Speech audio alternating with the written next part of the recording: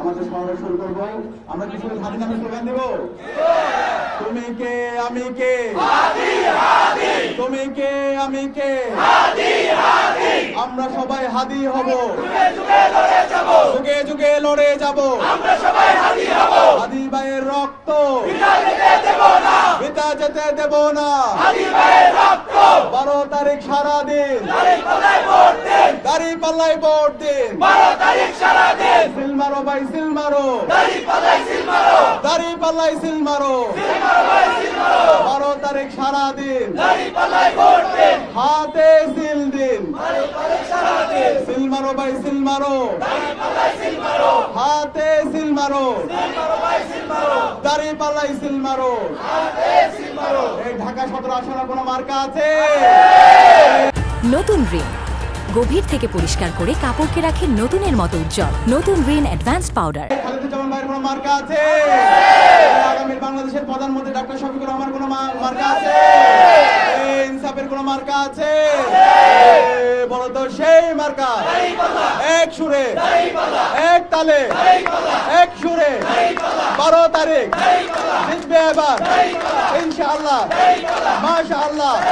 সবার সেরা খালেদ ভাইয়ের, সাদ্দাম ভাইয়ের, ডক্টর শফিকের, মানুষের, বস্তিবাসীর সবার মার্কা, সবার সেরা। এক তালে এক সুরে ইনশাআল্লাহ, মাশাআল্লাহ। ইনকিলাব ইনকিলাব জিন্দাবাদ জিন্দাবাদ। বিসমিল্লাহির রহমানির রহিম। ইতিমধ্যে বাংলাদেশের তরুণরা 4 কোটি তরুণ ভোটার আছে, তারা ইতিমধ্যে ইনসাফের পক্ষে অবস্থান নিয়েছে। বাংলাদেশের যে 12 কোটি এবার ভোটার আছে, তারা ইনসাফের পক্ষে, আমাদের দাঁড়িপাল্লার পক্ষে, 11 দলীয় জোটের পক্ষে তারা তাদের মতামত দেওয়ার জন্য তারা উন্মুখ হয়ে বসে আছে। সেই মতামতকে, সেই জোয়ারকে ইতিমধ্যে একটা শক্তি তারা ভয় পেয়ে গেছে, তারা বিভিন্ন ধরনের মেকানিজম করছে। সুতরাং আমি তরুণদেরকে আহ্বান করবো, আপনারা কি মাঠে থাকবেন?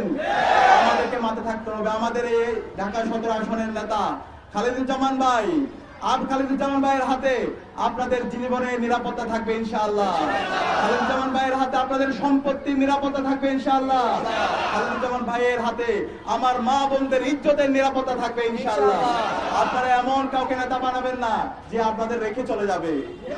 আপনারা এমন কাউকে নেতা বানাবেন যিনি সবসময় জনতার কাতারে থাকবে। আমাদের খালেদুজ্জামান কি আপনাদের জনতার কাতারে ছিল?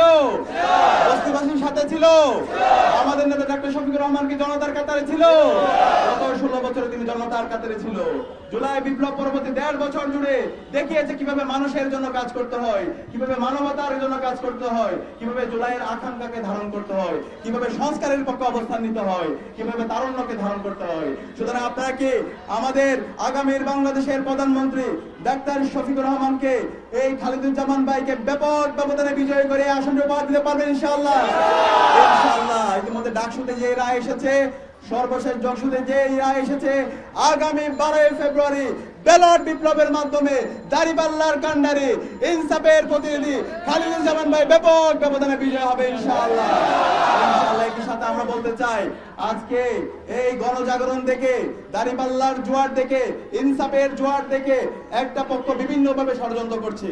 তারা আবার সেই পেছন দিক দিয়ে ক্ষমতা আসতে চায়।